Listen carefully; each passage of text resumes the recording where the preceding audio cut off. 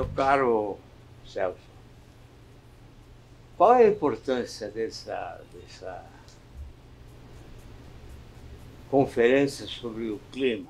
Olha, eu acho que há hoje uma consciência no mundo inteiro de que a mudança do clima, o aquecimento global, é um problema muito real. Mesmo os mais negacionistas já não se atrevem mais a dizer que não.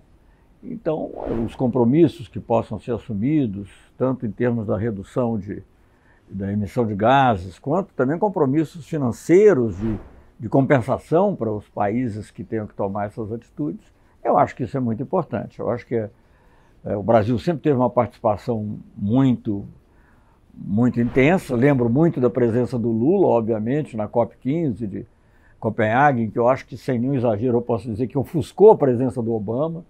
E a própria presidenta Dilma também, na conferência aqui no Rio e depois na Conferência de Paris.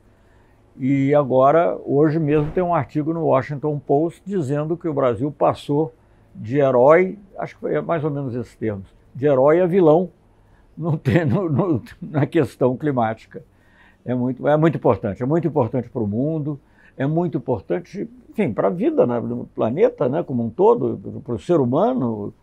Mas, enfim, mais importante para alguns países, por exemplo, países muito pequenos, que são ilhas, correm o risco de desaparecerem, né? Enfim, então, e há o consenso científico, que é o que nós precisamos seguir. O principal trunfo que se tem nas relações internacionais, claro que você tem poder militar, poder econômico, mas um grande trunfo, não sei se é o principal, mas um grande trunfo é a credibilidade. Né? É você dizer as coisas e as pessoas acreditarem no que você está dizendo. Né? E eu acho que isso é o que falta ao Brasil. O Brasil não tem credibilidade, o Brasil não se comporta como um país normal, quer dizer, o governo brasileiro, né, mas isso obviamente é o que representa o Brasil, que eu sempre digo o seguinte: quando mesmo um jovem secretário de embaixada levanta a plaquinha Brasil, não está escrito governo Bolsonaro, está escrito Brasil. Então isso afeta a credibilidade brasileira. E eu acho que a credibilidade hoje é zero, eu acho que ele continua dando declarações falsas, com relação aos dados, dizendo que o Brasil... As poucas coisas positivas que ocorreram, ou as coisas positivas que ocorreram antes do governo dele, né? E tem aumentado o desmatamento consideravelmente, né? Já no ano passado em relação ao anterior, agora de novo em relação ao ano passado, e enfim. Então eu acho que nos deixa muito mal num assunto de interesse para todos. O termo que é de vilão, de herói a vilão.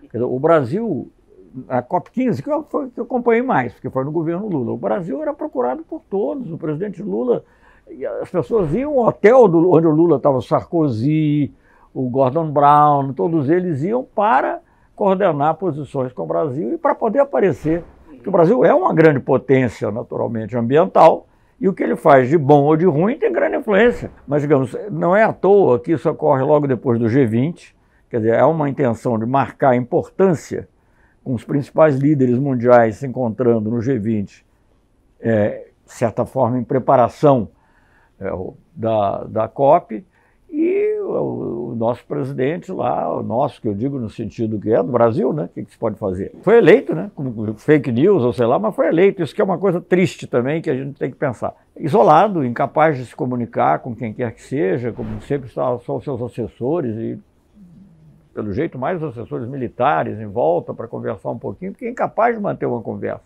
Né? Ninguém quer conversar com ele, e ele não quer conversar com ele. Não pisa nos calos da Dona América. Ainda faz essa indelicadeza, mas é uma coisa absurda. É uma coisa absurda. Obama, Chirac, todos eles, antes do G20, tinha uma coisa que chamava do G20 de líderes, tinha um fórum que era o G8 mais 5. Tinha o G8, que era o G7 mais a Rússia, mais 5 países em desenvolvimento, que incluía Brasil, China, Índia e México, né? Porque a Rússia, embora seja dos BRICS, já era do G8. Então, o Brasil era procurado pelo Obama, era procurado pelo Chirac para lançar programa contra a fome, pelo Obama para a gente ajudar na questão do Irã.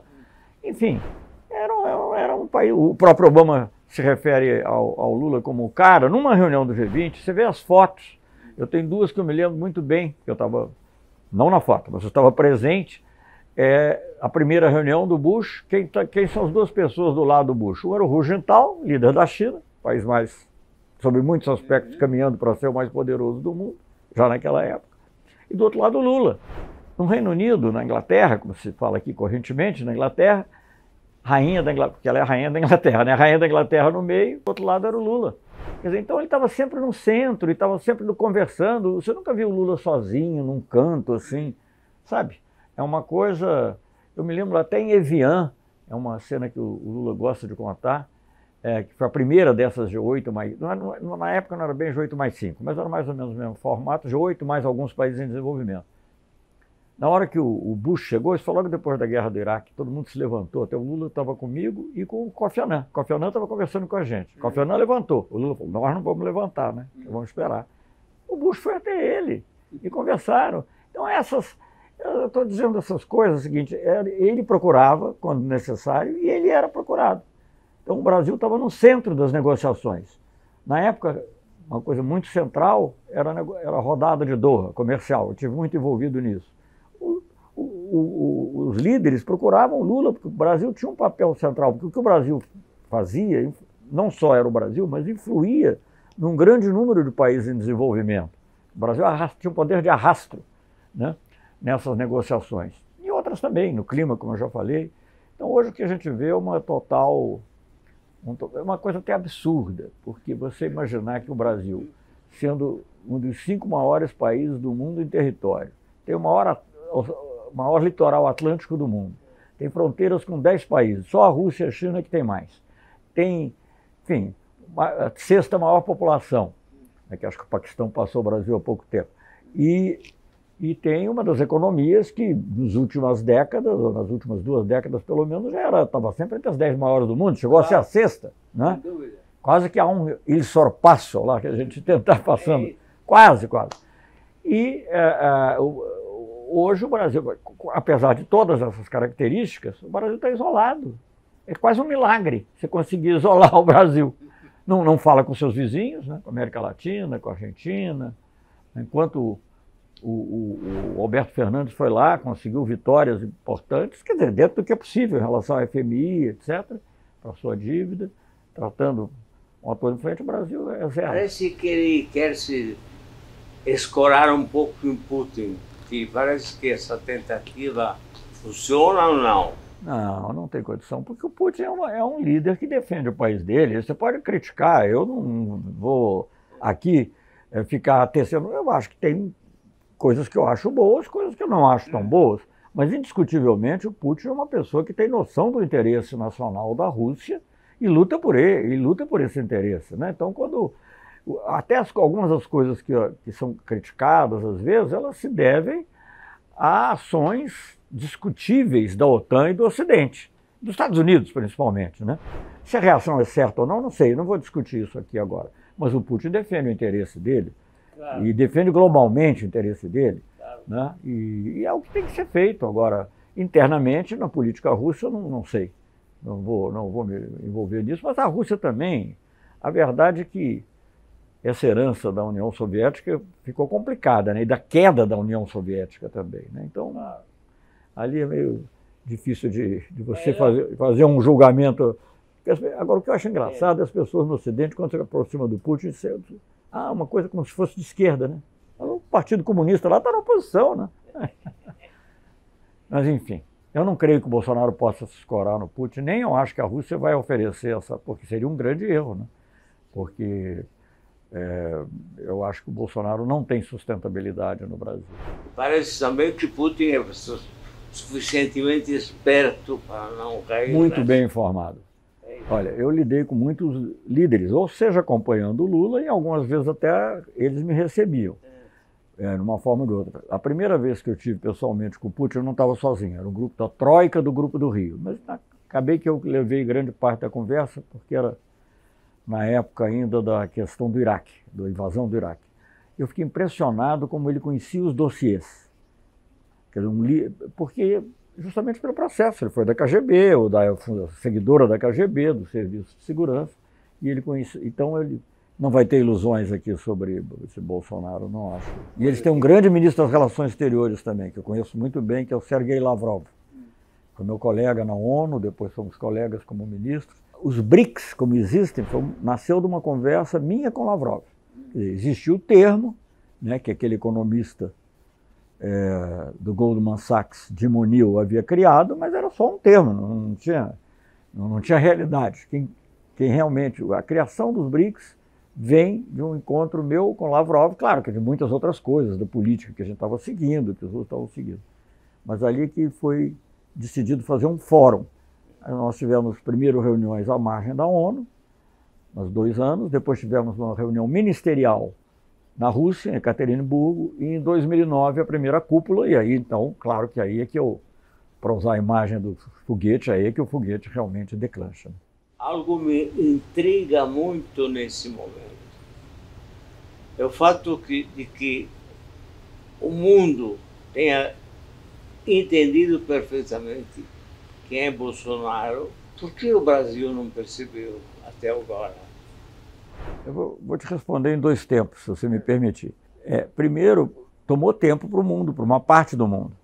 Os grandes jornais, sobretudo os que estão mais ligados ao grande capital, eles ainda estavam apostando no Bolsonaro, porque eles estão de olho aqui na Petrobras, estão de olho em privatizações, então eles procuraram ser tolerantes, né? Eu li, sim, talvez 1 ano atrás, mais ou menos, assim, no Financial Times e em outros jornais, coisas assim do tipo, não, o Bolsonaro, sim, ele tem umas ideias meio extremadas, mas o ministro dele é muito bom, era o Guedes, né? Imagina. Muito, enfim, tem ideias reformistas, positivas, reformas dele. Então o próprio mundo levou tempo, quer dizer, é preciso que o desastre da pandemia, o desastre interno, a falta de credibilidade dele chegasse a um ponto muito forte para que esse mundo, digamos assim, esse mundo do Financial Times, do Wall Street Journal, que influi muito, chegasse à conclusão que hoje chegou, hoje já chegou.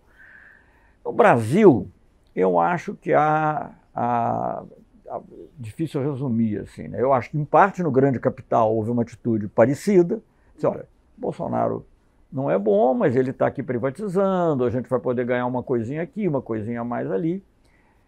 E isso é uma parte que eu acho que só começou a se desfazer, mas não se desfez inteiramente. Depois a gente pode voltar a isso.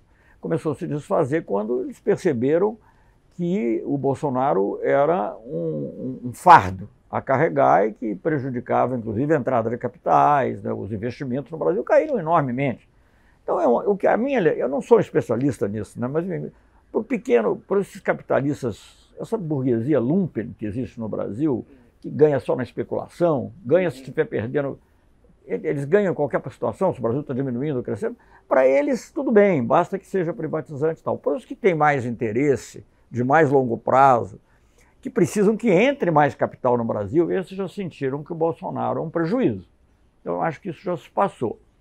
Embora eles continuem, a meu ver, cometendo um erro muito grande, porque essa insistência em terceira via, em dizer que há polarização, em criticar o Lula, né, que continua vendo isso, né, dando um certo curso a certas ideias da extrema-direita para desqualificar o Lula, isso acaba, talvez não seja o suficiente para criar uma terceira via, acho que não será, mas ajuda indiretamente ao Bolsonaro, que coloca no mesmo plano. Agora você tem também, num outro nível, as pessoas, que não são poucas, digamos, da classe média, que têm mais preocupação em perder privilégios em relação aos mais pobres do que em obter algo da parcela dos mais ricos. Então, os mais ricos sempre foi assim, isso é uma coisa de Deus, divina, está lá, a ordem natural das coisas. O que eu não quero é que o fulaninho, o filho do porteiro, para usar a expressão de um dos ministros, né, ou a empregada, para usar a expressão de outro ministro, venha tomar meu lugar no avião para a Disneylândia ou tomar minha vaga na USP. Né? Então, essa gente continua, apesar de tudo, apoiando o Bolsonaro, porque o Bolsonaro representa o interesse deles. Eu me lembro que logo no início do governo, alguma coisa que eu li ou ouvi do chanceler da época, né, eu comentei que aquilo era pré-iluminista e que, na verdade, era medieval. E ele colocou num tweet dele, sei lá, se é um tweet, alguma coisa, dizendo que ele não sabia se eu tinha usado isso como elogio. Realmente há uma visão medieval de muitos, mas eu acho que a questão do povo é mais essa também, a insegurança, as milícias, certas seitas religiosas, a maneira como elas manobram a opinião popular, né? A grande mídia, que você sabe melhor do que eu, não preciso falar, a grande mídia constantemente, você vê que eles recuaram em algumas coisas, mas Lula continua sendo a bête noire, né? Felizmente nós temos pelo menos o SUS, né? Algumas criações aí da Constituinte que ficaram, mas se pudesse acabavam também, privatizavam tudo. Como Enquanto Bolsonaro anuncia que o pensamento chave dele nesse momento é a privatização da Petrobras. A Petrobras é um problema, né? Ele trata a Petrobras como um dos maiores ativos do Brasil. É isso. É uma coisa assim, você lê os noticiários todos da época da descoberta do pré-sal, a força da Petrobras no mundo, né? Da Petrobras também. Às vezes até a gente achava que a Petrobras seguia mais o interesse dela de empresa do que do país. A nossa crítica era mais por esse lado. Não tanto, mas pequenas coisas. Não, isso é uma coisa triste. Você vê, a Petrobras é um instrumento do desenvolvimento do Brasil, como outras que estão sendo todos destruídos, o BNDES. Qual é o empréstimo para o desenvolvimento que o BNDES está fazendo? Nada. Né? O que você ouve? Nada. Aliás, não tem mais, não tem projeto de desenvolvimento, em lugar nenhum. Qual é o grande projeto? Você vê que até para defender o governo, eles só falam absurdos. Esse general Heleno, outro diz assim, não, mas nós já tem 3 anos, não teve nenhum grande escândalo. Primeiro, mentira, teve muitos grandes escândalos. Mas vamos dizer, o único, ele já não consegue dizer uma coisa positiva. O que fez? Diminuiu o número de pobres. É uma tristeza, assim. Agora, batemos aqui... Sem falar a fome que você não vê tanto. Sem falar aqui do nosso STF. Mas eu estou em paz com o STF, porque o STF pelo menos está... Não é o ideal, mas ele está, digamos, eu acho, digamos, esse esforço para destruir tudo, destruir a própria política, né? Política quer dizer, é justamente a possibilidade de negociação, de chegar a soluções. Eu sempre costumo dizer que política é o relativo, não é o absoluto. O absoluto é religião, por isso que não pode misturar. E o STF ajudou a restabelecer um pouquinho isso, né, diante das loucuras do bolsonarismo, né? Não sei se será suficiente o que ele fez. O Congresso, enfim, mas o Congresso é um problema do próprio sistema eleitoral brasileiro, né? E aí talvez esse seja uma coisa que a gente tem que pensar. Devíamos ter feito uma reforma política, mas teríamos força para isso? Também não sei. Porque como é que você vai fazer os congressistas votarem contra o sistema pelo qual eles foram eleitos? É muito difícil. Precisava ter a famosa da Constituinte exclusiva. Só para discutir o sistema, não o sistema político, o sistema eleitoral, claro, né, para diminuir a influência do poder econômico. Eu era muito, antes de tudo que aconteceu, eu tinha minhas ilusões e achava que se houvesse um acordo, digamos, simplificando um pouco, Lula, Fernando Henrique, que a gente podia, independentemente, não vamos ficar olhando o passado é sempre muito complicado, mas poderia, digamos, mas hoje... Não, Fernando Henrique é totalmente inconfiável. Mas, olha, eu prefiro ver o lado positivo, sabe? Quer dizer, você sabe que eu liguei para o Fernando Henrique quando o Lula foi eleito, porque eu não conhecia o Lula, né? E eu era embaixador, né? E eu liguei a ele cumprimentando pela consolidação da democracia que significava a eleição do Lula. Ele não era uma pessoa de perseguir, não era uma pessoa das coisas. Ele não pode não ter feito as coisas que a gente queria, pode ter errado, as privatizações, eu sou muito crítico das privatizações. Mas não era perseguidor, né? Não era como esse. Hoje em dia as pessoas, eu sou, que sou? Não sou nada, eu estou fora, né? Mas fui chanceler do Lula, fui ministro da Dilma, fui ministro do Itamar também. E um dia um embaixador brasileiro, relativamente jovem, comparado comigo, me procurou porque ele tinha uma missão que era relacionada com coisas que eu tinha feito no passado. Aí eu contei para ele e tal, as coisas que eu sabia a respeito, e ele começou depois a contar, diz ele, sabe que disseram para mim? Você é louco, você vai ver o Celso Amorim? Como se encontrar comigo fosse um fator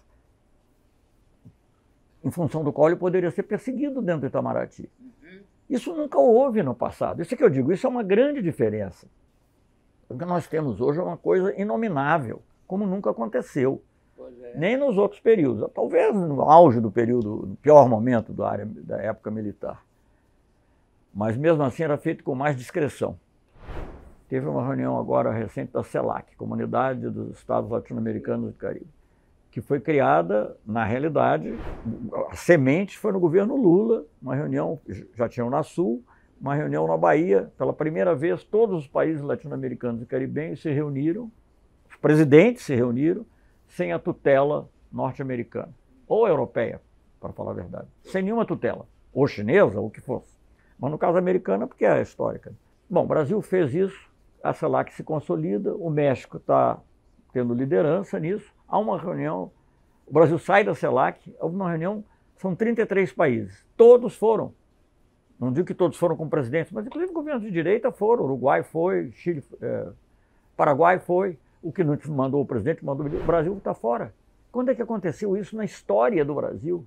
Isso é uma coisa impressionante. Mas vou voltar a um ponto, porque a gente não tocou muito na relação internacional, né? E isso tudo ocorre quando nos Estados Unidos, por causa da ascensão da China, tem talvez até o golpe, a lawfare no Brasil tenha feito parte desse processo, né? Um refluxo dominador.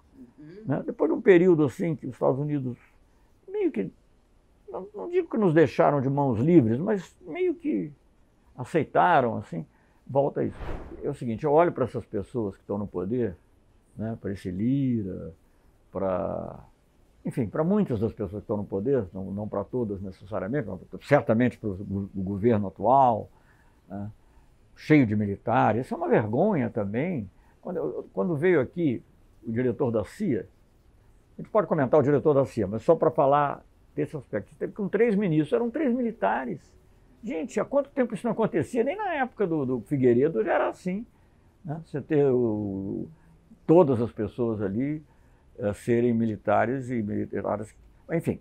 Então isso é uma vergonha. Quando eu olho para essas pessoas, eu não tenho esperança. Mas aí eu vejo um desfile da Mangueira, vejo a vitalidade que tem ali, isso vai acabar subindo, sabe? Eu acho que vai acabar contaminando as elites.